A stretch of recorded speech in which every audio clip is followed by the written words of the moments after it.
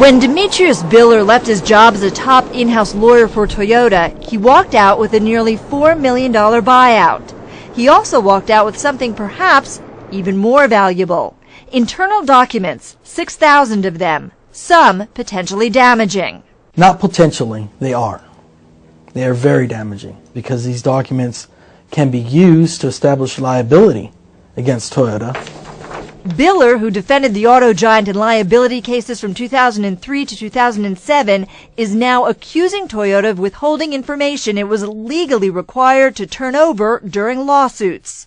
There was a regular pattern and practice of not producing memos, minutes, reports, emails. The documents, now the focus of hearings on Capitol Hill, include emails and memos Biller sent to Toyota officials concerning so-called books of knowledge, highly secretive data and testing records allegedly generated by Toyota engineers on everything from rollovers and roof safety to sudden unintended acceleration. Are the documents that you have seen, are they a smoking gun or are they worse potentially? Committee Chair Ed Towns says Toyota's documents show a systematic disregard for the law. The material, I must admit, is very, very disturbing. Toyota defends its actions, saying, "We are confident that we have acted appropriately with respect to all product liability litigation." Yet so far, the company has fought to keep the documents confidential and away from court cases like Penny Green's. We were going to the movie, and I didn't make it. Penny Green was 17 when the 1997 Camry she was driving swerved, rolled over, and landed upside down. I remember when I opened my eyes, my nose it felt like it was almost touching my belly button. I was so curled up. Green never walked again. The roof didn't withstand the weight of the car like it's supposed to.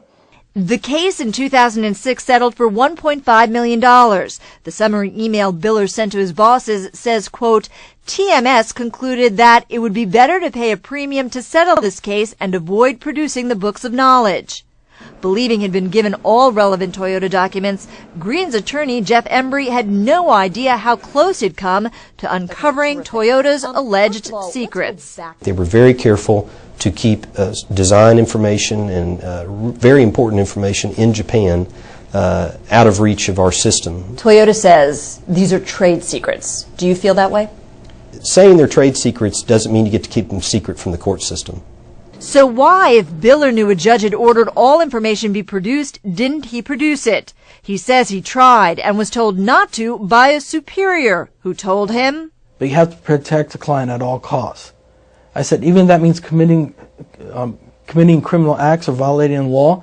And he said yes. Asked about Biller's charges, Toyota says Mr. Biller continues to make inaccurate and misleading allegations about Toyota's conduct that we strongly dispute and will continue to fight against vigorously. Before leaving Toyota 4 years ago, Biller had a nervous breakdown, caused, he says, by stress. Still, he's confident his emails left a trail showing he tried to change Toyota. The documents speak for themselves. I know what happened.